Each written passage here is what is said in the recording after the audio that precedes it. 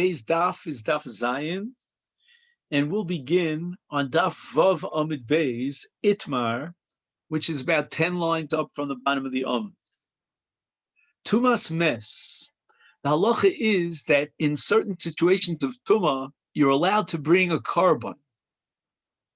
And that's because of the fact that, let's say, the entire tzibur or most of the tzibur are tmeim. In certain cases, we'll see about something called ritzui tzitz, that even if the basar itself is tamei or the kohen is tamei, there may be a way of being machshir the carbon b'tumah. Rav Nachman Omar, here we have a machlok stream Rav Nachman and Rav Sheshes. According to Rav Nachman, hutrehi b'tzibur, the Torah was matir, bringing this carbon b'tzibur, even though it's tumah, and there's no isur whatsoever. Rav Sheshes Omar, dechuya he b'tzibur. In other words, the Torah was not matir the isur of bringing a carbon b'tumah. The Torah allowed it to go on, but the isur still remains. And according to Rav Sheshes, we'll do everything in our power to try to avoid a situation, if at all possible, and bring the carbon b'tara. The Gemara explains in Afkemina what's the difference between Rav Nachman and Rav Sheshes on a practical basis. Hecha de'ika tahorim tmeim utahorim behahu beis av. We know that the Kohanim were divided up into 24 mishmoros. Each mishmar got a week in the first half of the year, another week in the second half of the year. And whenever the mishmeres was on duty, it was divided up into 6 batei av, 6 subgroups. Each one had its day of the week. And now we have a situation where within the Beis Av itself, that subgroup that is dedicated and singled out for the avodah today, there are both tahorim and tmeim. Kuliyamalo pligi, in such a case, even if we hold like Rav Nachman the tumah hutra b'tzibur, but tahorim avdi tmeim lo avdi. Those kohanim who are members of this Beis Av and have rights to do the avodah today, and they are tahorim, they will get first shot, and they will do the avodah. And it would seem that, for example, in such a case, the tmeim would not be included in the pious in the lottery, just the tahorim. Ki pligi, where is there a machlokas about whether tumas hutra b'tzibur, as Rav Nachman would have it, or the chuya b'tzibur, as Rav Sheshes would have it? La dure la suye tahorim mi beis av achrini. Do we have a requirement if all the members of this Beis Av who are allocated the avodah today are tmeim, but we can bring a kohen tar from a different Beis Av? Are we obligated to recruit him and have him replace the kohanim who have the Beis Av rights today? Rav Nachman Omer heter hi b'tzibur. The Torah was matir tumah b'tzibur, and therefore lo madrinan. We don't have to lift a finger and exert the effort to bring in a kohen from a different Beis Av who does not have today as his day of avodah. Rav Sheshes Omar tchuya hi b'tzibur madrinan. Since the Torah still is upset, so to speak, about tumah, it's only that there is no choice, but here there is a choice. And therefore, we'd have to stretch our arm out to another Beis Av. The Rambam goes even further. The Rambam says, if let's say all the base batei avos, every single last one of them in the entire mishmeres is tamei, we will stretch our arms out and take a kohen, recruit him from a different mishmeres. He's not even up for this week of avodah. Ika di amri. There's another way of explaining the nafkamina between these two shitas. Afilu echad deika tahor mutmei bahu beis av pligi. Rav Sheshes went very far. Rav Nachman went very far. Rav Nachman says tumah hutra b'tzibur. Even in a case where within this Beis Av we have both tahorim and tmeim, means we don't have to search around to find a kohen tar. We have one right here. And in such a case, we don't go for the kohen tar. Why? Because the one who won the pious happened to be a kohen tamei. and Tumah Hutra B'tzibur. Whereas Rav Sheshes would certainly say, how much more so with the Kal V'chomer, that if you have someone within the Beis Av who's tar, certainly he would have to do the avodah. And now we turn to today's daf, which is daf Zayin, and we see that the Chol Tumas Mes B'tzibur Achmona Shari means that according to the Shita of Rav Nachman Tumah Hutra B'tzibur, the Torah was makir Tumah for the sake of the carbon tzibur. Again, we're only talking about a carbon tzibur, mind you. And therefore, there's no reason and no responsibility to run around and look for a Kohen Tar. If the lottery fell on the Kohen Tameh, he'll do the avodah. Rav Sheshes Mimah immediately. What is my source to prove to you, Rav Nachman, that Tumah is only the Chuya B'tzibur? The Sanya we learned in the Brayso, Omeru Makriv Minchas HaOmer. The Kohen was busy with the Minchas HaOmer v'nitmeis ha-mincha biyado. As it turns out, while he was doing the avodah, the carbon mincha, this Minchas HaOmer, which is a carbon tzibur, the mincha contracted tumah. As the Brayso says, Meviyam acheres tachtel. We're going to go out there into the wild, and we're going to cut down barley in order to bring a substitute mincha, a mincha tahora. V'im ein sham elahi, in event that there are no stalks of barley out in the field to be had, then omrim lo, what we tell the Kohen is, havi pikeach ushesok, be smart about it, be quiet about it. Don't tell the public that this carbon is a carbon betuma. And this way, people shouldn't walk around coming to the mistaken conclusion that carte blanche, we don't care about tumah at all. Ktani Mias, we see clearly from this brayso, Omer, that the Kohen should declare, Meviyam acheres tachtel, that in a case where you could substitute this mincha of Omer, which is tameh, with a different mincha that's tar, you have to do so. And you see that Tumah is dechuya, but this is a raya, explicit proof for Rav Sheshes. Rav Nachman in self-defense says, don't draw any conclusions from this brayso. I also agree with you that in those karbanos where there's shirayim lachila, now Tumah, even if you hold Tumah hutra, which is Rav Nachman's position, nevertheless, you're not allowed to eat the basar b'tumah. In other words, you can be makriv the carbon. So therefore, in a case where there's shirayim, let's say, for example, in a carbon mincha like the Omer, you'll take ometz, and that'll be burnt on the mizbeach, but the balance of the mincha will be eaten by zichrei kahuna, and that can't be in the case of tumah. So therefore, even Rav Nachman, who holds tumah hutra b'tzibur, would agree that we have to look for a mincha tahora, if possible, in order to facilitate the kiyum mitzvah of achila. Meisvei. Now we're going to have a series of questions, mostly objections to Rav Nachman's sheet of Tumah Hutra B'tzibur. The first one on the list is this one. The Brayso says the Kohen Makriv Minchas Porim V'Elim Ukvasim. A carbon mincha is accompanied by, or should accompany, I should say, Porim Elim Ukvasim. And the Gemara is going to later on going to analyze which carbon mincha are we talking about. But it says v'nitmeis biyado Omer umeviyim acheres tachteho. We go back and we try to substitute and bring a replacement mincha which is tahor.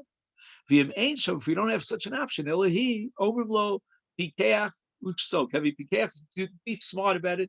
Don't publicize it. Again, we're going to allow you to bring this carbon mincha betuma because we have no choice. There's no other substitute. But don't go out public. People will get the wrong impression, and they'll think carte blanche, you're allowed to bring carbonates betuma. My love, shouldn't we assume that the minchas nesachim that we're talking about in this particular brayso are the nesachim of parim elim ukvasim dechag? Chag means sukkos in this case, as it always does. And we're going to be makriv and ola on Chagas Sukkos, And every carbon ola has to be accompanied by minchas nisachim, and minchas nisachim overrides tuma. And the reason for that is, number one, it's a carbon tzibur, and number two, it's zman kavua. It has a definite urgency in terms of its time sensitivity. And despite all that, it seems to be a perfect candidate, according to Rav Nachman, for the principle of tuma hutra b'tzibur. And yet, the Brisa says that if there's another mincha available, which is tahora, then we're going to be makriv the tuma.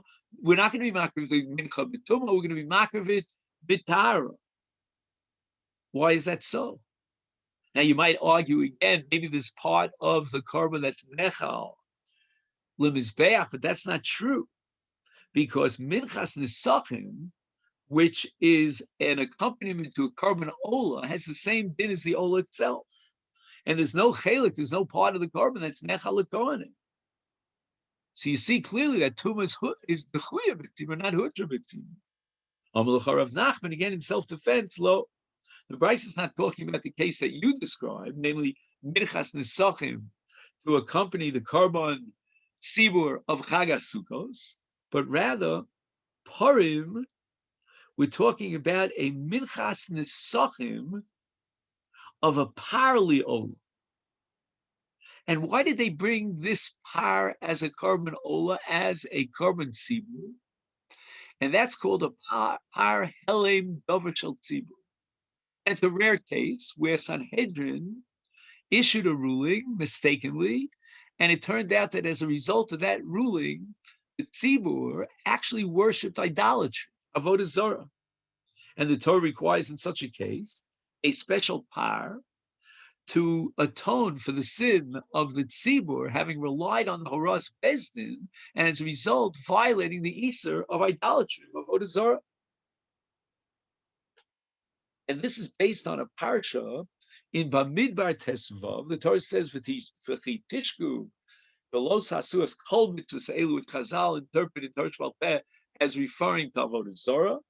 V'hoya im me'eni ha'eda nasta l'shkaga yasu kol ha'eda par ben bakar echad li ola. And then it's accompanied minchas sov and it's called kim mishpat.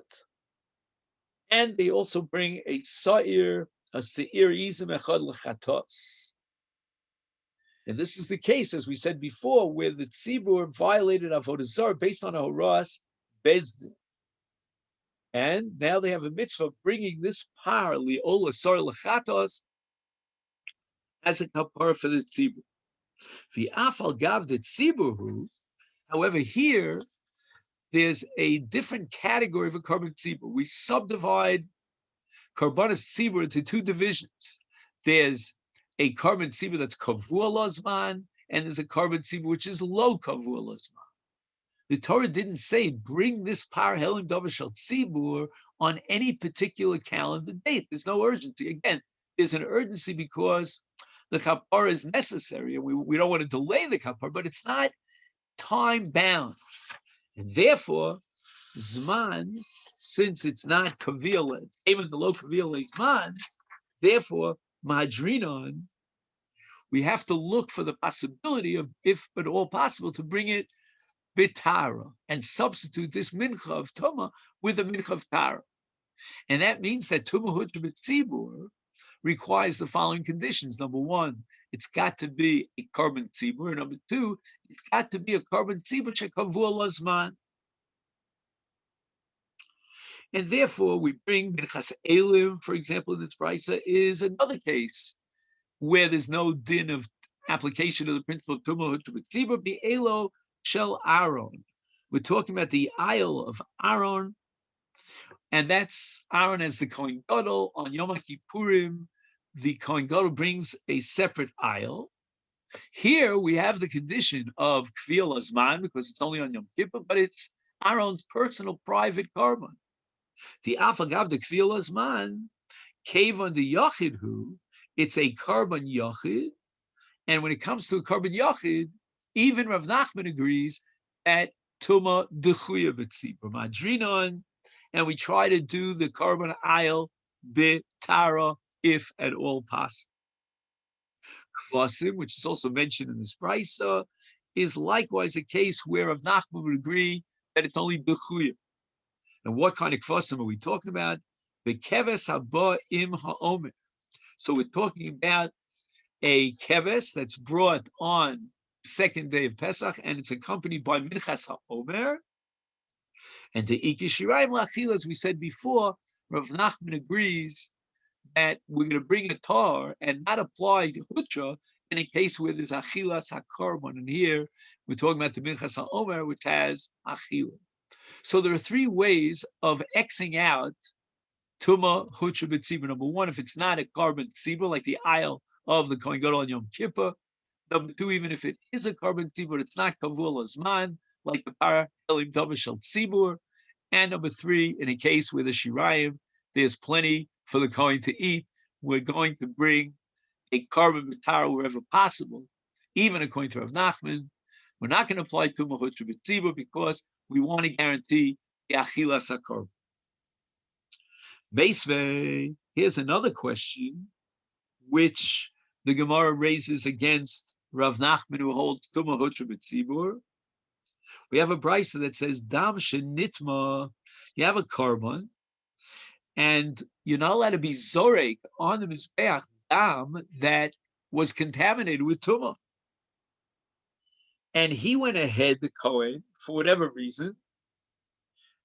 And we're assuming now, for example, that this Isur of Zrikas Dam Tome on the Mizbeach is an Isur Doraisa, and the Kohen went ahead, Uzrako Bishoge, unaware of the fact that you're not allowed to be Zorik this Dam Betuma. He went ahead and he was Zorik Betuma. What's the status of such a carbon where the Dam was Tome and it was Nizrak al Gabi Mizbeach Churza? The carbon itself is what we call ulalo l'ratzon. The Torah throughout Parshas Vayikra and Karbanos always says l'rtzonchem tizbachu, and this is a ritui carbon. However, amazed if he deliberately was aware of the fact that the dam is tameh and he's not allowed to be zorik, and for whatever reason he went ahead deliberately violating this Isur, and he was zorik the dam betuma, lo hurta. In such a case, Chachamim imposed what's called a knas, and they said that no one's allowed to eat the basar of this carbon. Now, the Gemara assumes at this particular point in the argument that this brisa is talking about a carbon tzibur, or even a carbon tzibur. It doesn't say one way or the other. So let's assume if it's unqualified, it applies even to a carbon tzibur. Now, if according to you, Rav Nachman, tuma hutra b'tzibur, then what's going on over here? The dam became tummy. Who cares? Tuma hutra b'tzibur. And the simple answer, honestly, I don't even understand the Havamina of this Gemara, is Ki Tanya Hidi Yachid, that this brisa is talking about a carbon Yachid. Ruvain or Shimon or Levi brought his own personal carbon, and the dam contracted tumah. And the obvious answer to this question is going to be the application of the principle of tumah, dechuya b'tzibur. If you can replace it with tahar, then that's what you're going to do. So that's the case of this price. So the carbon is not a zman kavua. There is no zman kavua for a carbon yachid. We're talking about zman kavua and a carbon tzibur, but here it's a carbon yachid. However, again, Rav Nachman would insist that had it been a carbon tzibur, then we apply the principle of tumah hutra b'tzibur, and therefore even b'mezid the carbon be kosher because there was no violation whatsoever. Tumah hutra b'tzibur. And now we're up to Tashma. Now, at this point, the Gemara makes a little bit of an about face. And the Gemara actually is now on the same team with Rav Nachman, raising an objection to Rav Sheshes. Tashma. The Brisa speaks about tzitz, and the Torah says at the end of Sefer Shmos, "V'hoyal metzach Aaron v'nasa Aaron es havon hakadosh." Now, V'hoyal metzach Aaron is a reference to the tzitz, and the Torah is telling us explicitly that the tzitz is merata. There's a certain ritzui for avon kadosh, and the Brisa analyzes this pasuk. Alma tzitz maratza. What is the scenario, what the Torah has in mind when the tzitz is maratza? Al dam v'al abosar v'al chelev. Chelev refers to the murim that are brought on the mizbeach. Shed nitma. Any of the above became tameh, and the tzitz is maratza, and it's bein b'shogeg, bein b'mezid. And we don't care, even if he went ahead and although the dam or the basar or the chelev contracted tummy was makrivin on the mizbeach, there is ritzit tzitz. Let it be b'mezid. That's the power of the tzitz. Bein ba'ones, bein b'ratzon. And it doesn't matter whether he did it deliberately, b'mezid, or inadvertently. Again, the Gemara is going to analyze what's the difference between b'ratzon and b'mezid. It sounds like you're repeating yourself. Bein b'yochid, bein b'tzibur. Now the Brisa says that the tzitz is maratza even on a korban tzibur. V'isal kedaitach tuma heter hi b'tzibur lomali liritzuye. Oh, I made a mistake when I said that this is a turning point in the sugya. This also is a third kasha on Rav Nachman. If tuma is b'tzibur, why do I need ritzui tzitz? Rav Nachman ki ktani tzitz maratza. When the Brisa mentions ritzui tzitz, it's not referring to all the cases above, but rather to the case of a yachid. The yachid, with regard to the tzibur, if the korban is a korban tzibur, then we apply the principle, says Rav Nachman, of tumah hutra b'tzibur, and we don't need ritzui tzitz. But when do we need ritzui tzitz? That's only in a case of a korban yachid, where again, as we said earlier, even Rav Nachman agrees that in a korban yachid, tumah dechuya b'tzibur, we need a ritzui tzitz. V'ibay same another answer, afilu tema b'tzibur, even if I will admit that we're talking about a korban tzibur, nevertheless, it's not a proof that tumah dechuya b'tzibur. Why? Because we could say the Brisa is talking about hanach to lo kvia luzman, and we said that there were two conditions for Rav Nachman's principle to apply tumah hutra b'tzibur. Number one, it's got to be a korban tzibur. Number two, it's got to be kavua lezman. And here we're talking about a case of lo kavua lezman. And we gave an example before of par helim davar shel tzibur, which doesn't have a time-bound urgency. Meisvei, oh, this is the turning point. Here's what I had in mind before when I said that now the Gemara is going to defend Rav Nachman and raise an objection to Rav Sheshes. Again, we go back to the Brisa, which is analyzing the pasuk v'hoyal mitzach Aaron v'nasa Aaron es avona kadosh, and the tzitz is machaper for some avon hakadosh, and somehow magically the tzitz has the power to take a korban that normally would be possible and be machshir the korban, even though there was an avon in the korban. So the Gemara asks, the Brisa asks, "V'chi eza avon hu nosei?" What is the nature of this sin about which the tzitz has the power to be maratz? Im avon pigul, if we're talking about a case where the Kohen, when he did the avodah, the shechita, the kabbalah, locha zroka, he had a machshava of zrika sadam or haktoras haimurim or achilas chutz l'mkomo, and now you're telling me that tzitz is maratza, that's impossible. Hareikvar nemar, the Torah says in Parshas Kedoshim, lo yerotza, that the korban is not olol rotzon, it's completely invalid, there's no kapar for the violent, and it would seem to imply that tzitz is not meaningful. The Torah says that lo yerotza, be im avod nosar, and if we're talking about a case where the Kohen or the Bailim left over the basar beyond its allotted time period, and then it becomes nosar, which is an Isser Kares, you're not allowed to eat it. Harei kfar nemar, the Torah says, Amakrivo, so lo yechashet. It's a korban posel, and he's not going to be able to fulfill his mitzvah. And it seems, al pi pashtus, that the tzitz is not maratza. So it cannot be, says the Brisa, that when the Torah is talking about v'nos aron es avon hakodshim, the tzitz is mechaper on avon kodshim, that we're referring to either pigul or nosar. So what are we referring to?